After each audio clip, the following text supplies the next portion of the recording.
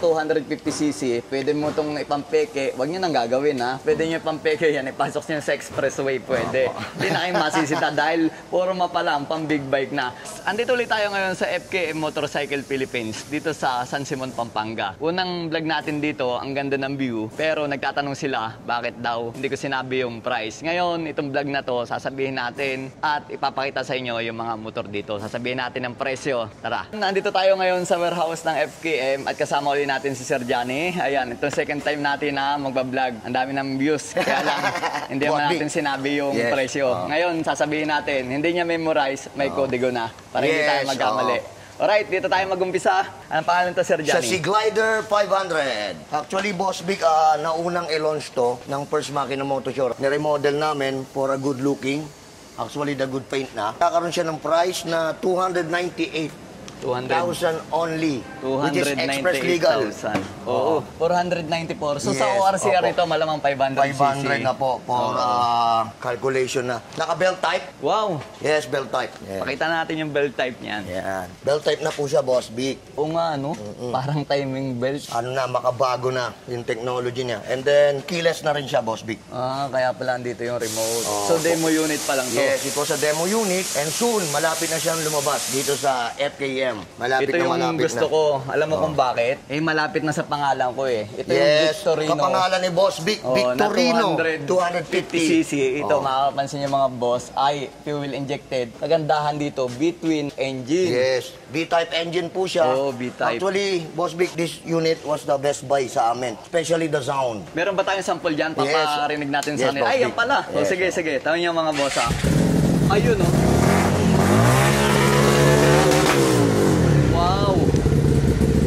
Mga oldies sa mga big boys, music sa atin yung sounds niya.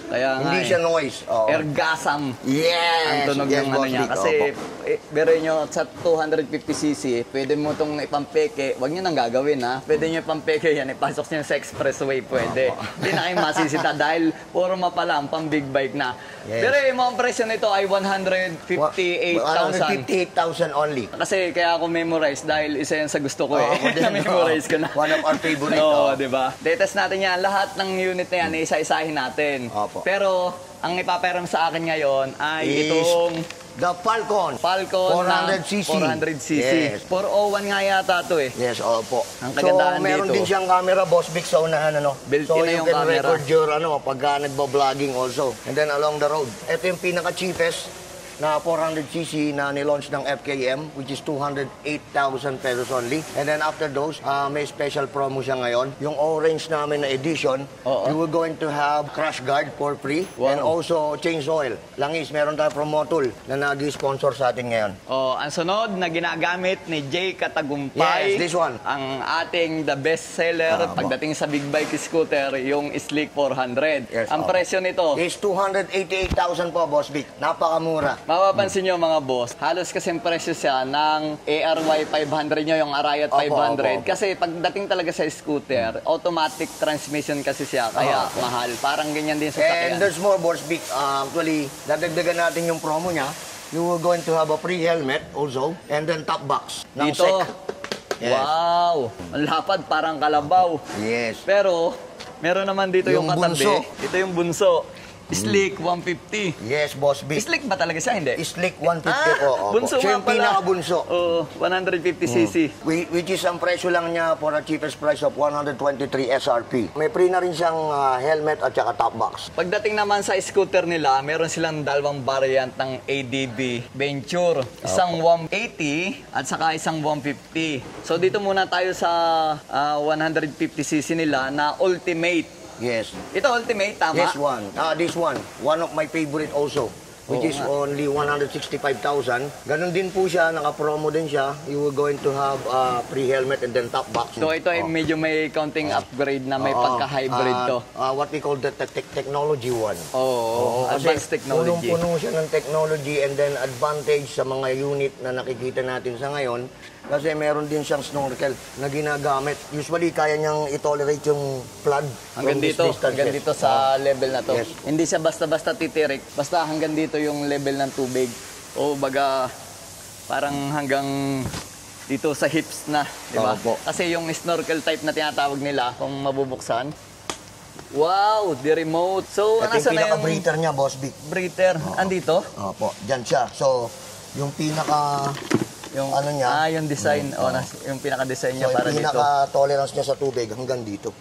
Oo, kaya pala Yes. habang hindi lumulubog to, hindi siya titirik, hindi siya mamamatay. Okay, So, alright. you have also 7 inches screen. Oo, ano? Yes. Oh. Parang big bike ng ano Yes, ah. Boss Vic. Alam mo, napakaganda nito. Super heavy duty yung screen niya. Bakit Iniisip nila ba- baka pag naulanan, nabasa o naaraw, masisira. Tingnan mo, Boss Vic, oh. Tingnan mo, ha. So, hindi mo Grabe. siya makita Ba't mo sinisira? Oo. Papakita mo matibay. Oo nga, no? Oo, Ang diba? ganda ng screen niya. Yes, oo. So, heavy duty na siya. Kaya pala pagdating dito, parang laging proud ka na Ay ipinapaliwanag naman, mo Boss to, Vic. diba? So, na information nandito na rin, includingly, meron na rin siyang dual camera from front to rear. Ito yun. Sa Which is likod, recording meron right din. now. Nagre-record na po siya. May Ang galing, high memory na rin po siya, capacity. Sa Ultimate to, dalawang klase to, at saka isang We have the standard. standard one. Ito po yung standard ito yung namin. standard. Wala lang siyang camera, pero meron din siyang breather also. Oo. Na kaya ding mag-penetrate ng baha. So, galing niya. yung screen niya ganun din kalaki. Yun lang, ang disadvantage ng konti, wala siyang camera. Pero same power, same yung durability, standard one. Tapos ito naman, color lang to. Ayan. Yung Slick We have 150. lots of colors na available. Ipakita natin, And meron this pa tayong one- sample dito ng 180. Ayan, yung Nasaan yung 180? 180? Ito na yung 180? This one was 180, Boss Vic. Ito. Pansinin nyo mga boss, oh. Kala mo magkaparehas lang, pero magkaiba yan. Magkano to ngayon? Ang price niya was 168. 168. Itong 150 So, ay may- 166,000. Tama Hindi ba? po. Yeah, 165. 165. 166 discounted pag ano. Tapos, meron kayong option na kung naka-mags or ang tawag dito, rayos. Naka-spokes. Spoke mags wheel. Ang ganda ng design. Ayan o, pagkakaiba ng dalawa. Yun at saka ito. Pero mas bit ko to. Yes. Katulad na ito. O, ayan o, ganda. Yan, the classic one was Labi. Labi, ang tawag dito. Ay, FI na po siya, 150cc, Boss Vic. ito alam ko, Ganda ng ang baba kulay. lang ng presyo nito eh. Opo. Ayan o, Labi na 150. Which is 86,000 lang po. Oh, 86,000. Napakaganda, oh. Old school type na 100,000. scooter, Meron oh. ka ng classic bike na pwedeng pan-daily use na matipid. Yes, oh. Pang village, pang mga pasyal-pasyal ba. Ito naman, Yan yung pinaka-old model namin, which is still now merging, na binibenta pa rin namin. o PM nyo lang yung, yung mga brands kung ang presyo nito, kung magkano. Tapos madami nagtatanong dito sa green, magkano daw yung green. Ito ang tinatawag na 3GP. 3GP. O, kasi Yan. kaya parang pang MotoGP dahil Yes. siya iRace bike Nanalo na po siya sa pwede. Bataan, Boss Vic. It was way back 2023. The name was Juan Marcos riding this one. Single entry lang siya pero nag-champion siya. Ang galing. Ang presyo niya is 168. Ito mga lumang lang to, lumang display. Pero madami tayo niyan sa showroom. diba? Special features niya, Boss Vic, single swing arm. Yun nga, mala Ducating tingnan, Yes. no? Ayan, no? For a cheapest price of 168,000 only. 168,000, may single swing arm ka na sports Yes, bike, boss, 300cc. Meron din sila dito na LTX. LTX, Ito yung 125. pang araw-araw nyo na budget meal. Yes, Magkano yan? 67,000 only. Carburetor type? Fuel inject, FI. Wow!